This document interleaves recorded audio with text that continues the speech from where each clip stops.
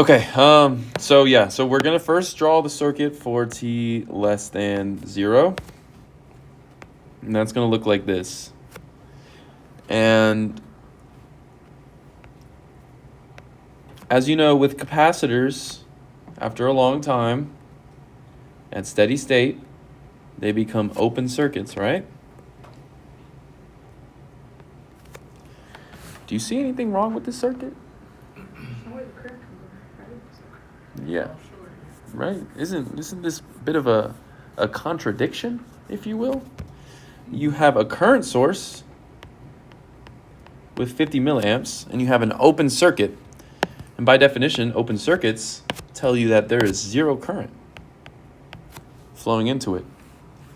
So something's going on, right? Something's not right, okay? This is where you have to handle it a little bit differently than normal.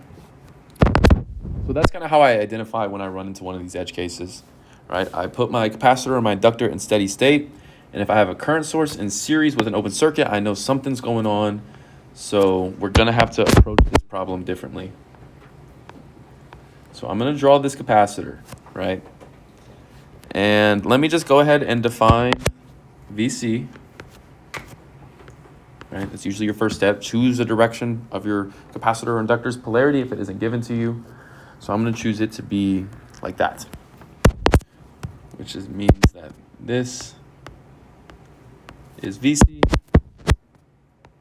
and that is going to be IC. And we have to use this equation. IC is equal to C dVC over dt.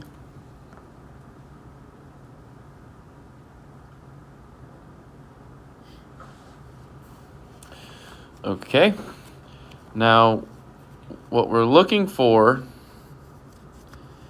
is VC of t, which means we have to solve for VC. And so in order to do that, we have to rearrange things.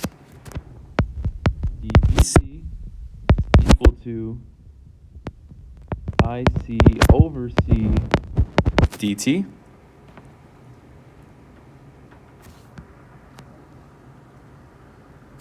And then we are going to integrate this from 0 to t. We're going to integrate, which means we have to integrate this side from 0 to t as well.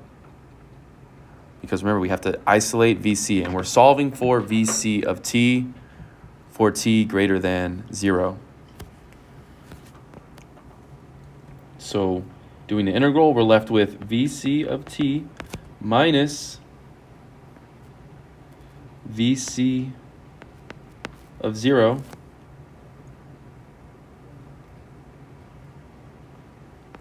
is equal to, oh wait, sorry, I forgot one key step. I'm so sorry. IC, we know IC, right? We know the current through the inductor. What is it? 50 milliamps.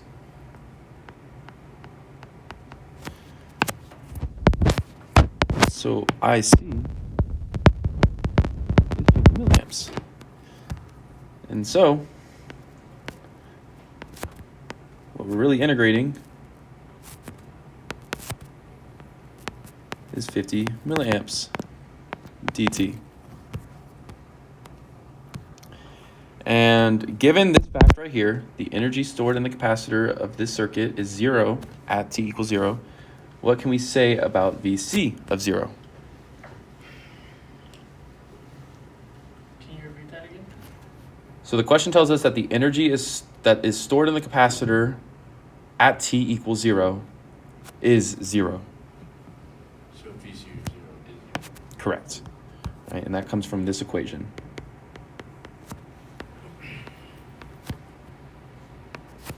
Right? If we were looking for the energy at t equals 0, which is also 0,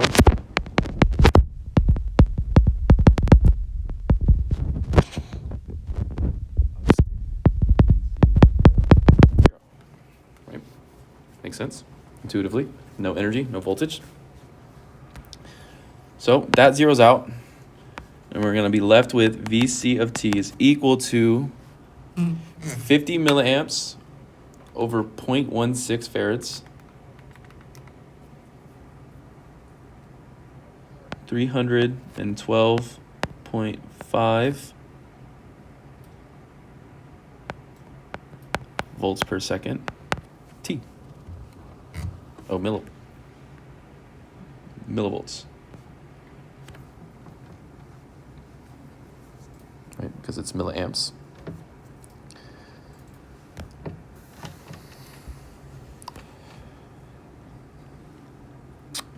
Okay, now let me just kind of walk through that one last time, just so really hammer that down, right?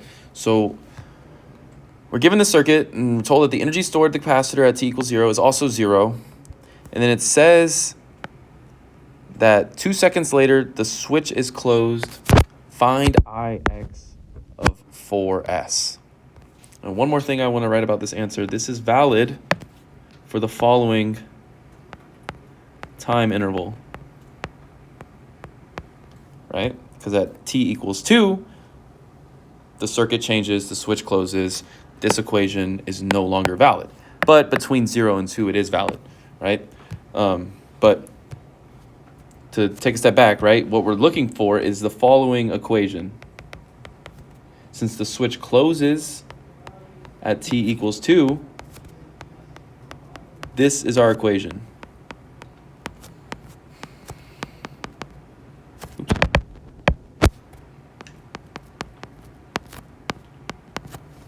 Right, because we have a non-zero switching event, so we have to replace t naught with 2. Which is where the following equation comes from. So what we're going to do is we're going to use this equation that we solved for VC of t for this time frame to find our initial condition.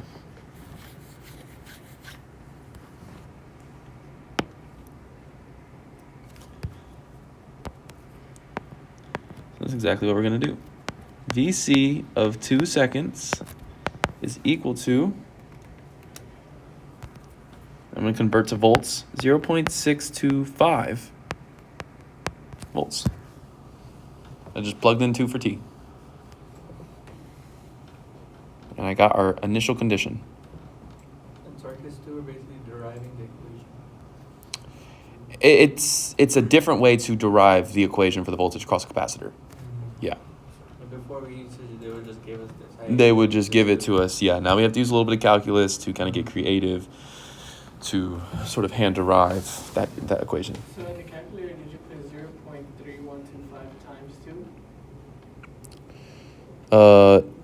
Yes. Yeah. So I converted it to volts, and then you took 0.3125 times 2. Okay. Yeah. Divided by 1,000. Okay. Now, right, so that was step 1. Right? Was to find our equation. Step 2 was to solve for initial condition. Step 3 is now going to be to find our steady state condition. So we need to draw the circuit as t approaches infinity. In other words, after a long time, such that the capacitor is in steady state, so we can represent it as an open circuit.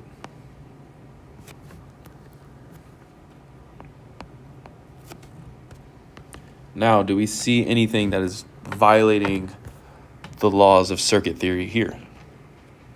Or is everything good?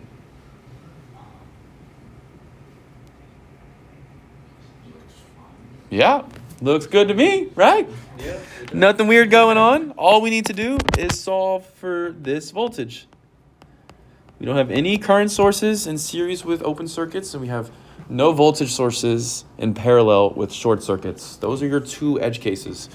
So we just need to solve for the voltage VC of infinity using standard circuit analysis techniques. So what would VC of infinity be? I ain't never seen the TA, it's weird.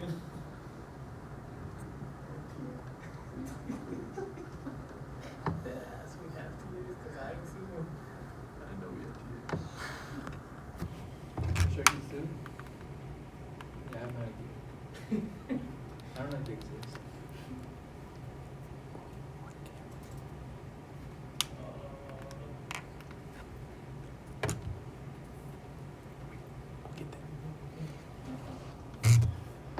All right. So VC infinity is going to be the voltage across which resistor? Let me frame it that way. 43 ohm. Yes. All right. So VC infinity is going to be 50 milliamps times, by Ohm's law, 43 ohms. If we find the voltage across 43 ohm resistor, we have VC of infinity. We know the current through it, so we can use Ohm's law to solve for this voltage, which is 2.15 volts. Now we are going to redraw our circuit to find tau as seen by the capacitor. So we're going to replace the capacitor with terminals and find the Thevenin resistance as seen by those terminals. Right? And the current source becomes an open circuit as per rules of the REQ method, which means that this entire branch goes away and you're left with this circuit, the 43 ohm resistance. So obviously our equivalent is just 43 ohms.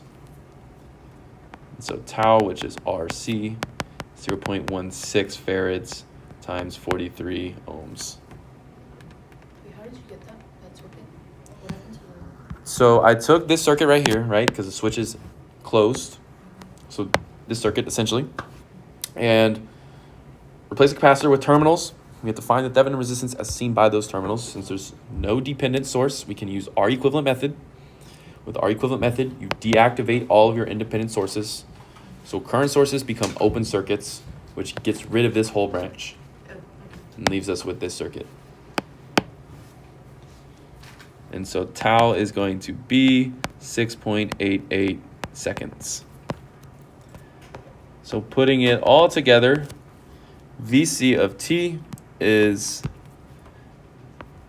2.15 plus the initial condition, 0.625, minus the final condition, 2.15, which gives you minus 1.525 e to the negative t over 6.88 seconds. And that's all in volts. And this is for t greater than or equal to 2 seconds.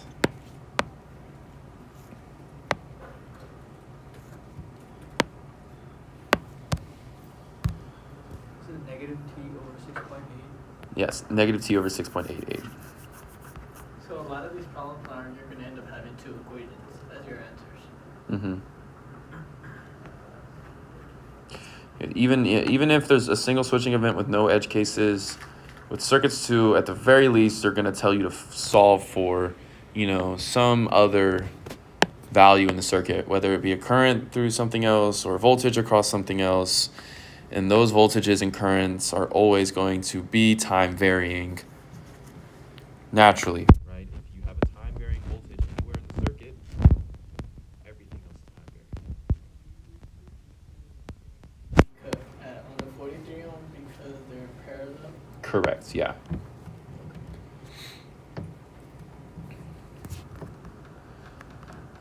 And we're going to use that principle here again to find Ix of t, right? So step 5 is going to have us redrawing the circuit. This time I'm going to leave the capacitor as is. Oh, by the way, one thing I forgot to mention is I was wrong to say that we can choose our polarity here, technically. This curved line denotes the negative side of a capacitor. So technically this is the only way you can define the voltage. So sidebar, just remember that the curved side is the negative. So yeah, all right. Now let's finish drawing the circuit.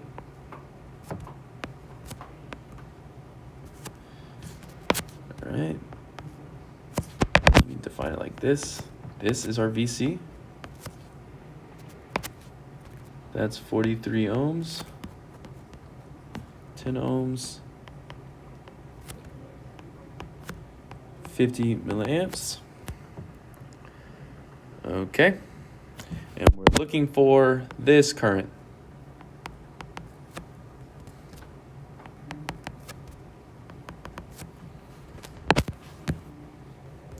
All right, now who can tell me the equation for Ix in terms of VC? Current divider? No. We wouldn't Maybe VC Could do- divided by 43. positive or negative. Okay. Look closely at the Negative. yes. If you look closely at the polarity, right? You have a current that's entering the negative terminal of a defined voltage. So if you do Ohm's law, in terms of that voltage, since you are in active sign convention, it has to be negative. Ix of t has to be negative Vc of t over 43 ohms. So to find Ix of t, you just take our expression that we found for Vc of t, flip the sign, divide it by 43.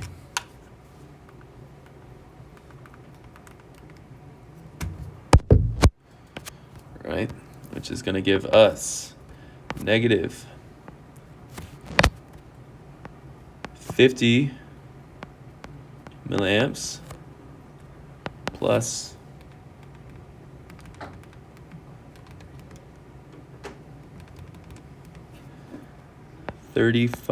35.5 e to the negative t over 6.88 seconds. That's also milliamps. And this is for t greater than 2 seconds.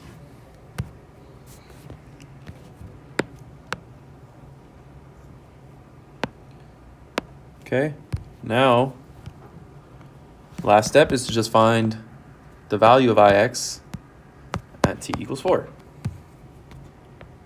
Ix of 4 seconds. So we're just going to plug in 4 for this equation. We're going to get 5 e to the negative 4 divided by 6.88. We're going to get negative 30.15 milliamps. Make sure that's good. No, okay. Something went wrong.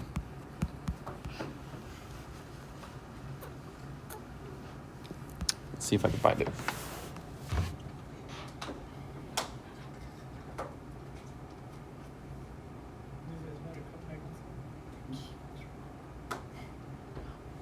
Nah. Are you following, like, making sense? Kind of. I just need to do some practice problems Yeah. so I can like I'll make do sure that. be able to like do all the steps like without I need to do that. seeing someone else like, put the steps before When me. he's doing, I'm like, yeah, that's the correct way to do it. And I'm like, Yeah, then like put like a blank problem before me. That's good. and then I'll I'll be blank just out. as blank as the problem. Me too. There's just like so many steps you have to like know, like, oh, I have to do this, this, and this, and this, and this, so that I can get Remember there. how to explain this, the switches? No, bro, I didn't. I didn't. I heard a little bit when we were just talking about Yeah, it's 2.15. R equivalent is 43 ohms. So 43 times 0.16. 6.88 seconds. And then we take that, Vc of t, 2.15 divided by 43, negative 50, 1.525 divided by 43, plus 35. Negative 50 plus 35. Oh, I see. See? It's so easy to forget it. The switch is not flipping at t equals 0. T minus. It was t minus 2. Yes. Okay, so this is negative t minus 2 seconds. That's why it's so important. It gives you the complete wrong answer if you don't do it. Minus t minus 2 seconds. Even if it's a single switching event, if it's not a t equals 0, you have to include t naught. So now if I take this equation and I do negative 4 minus 2, negative 2, yes, now I get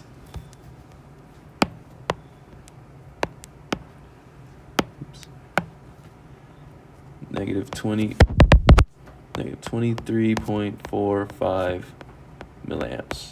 The answer key says negative 23.5. So I'd like to think that's close enough.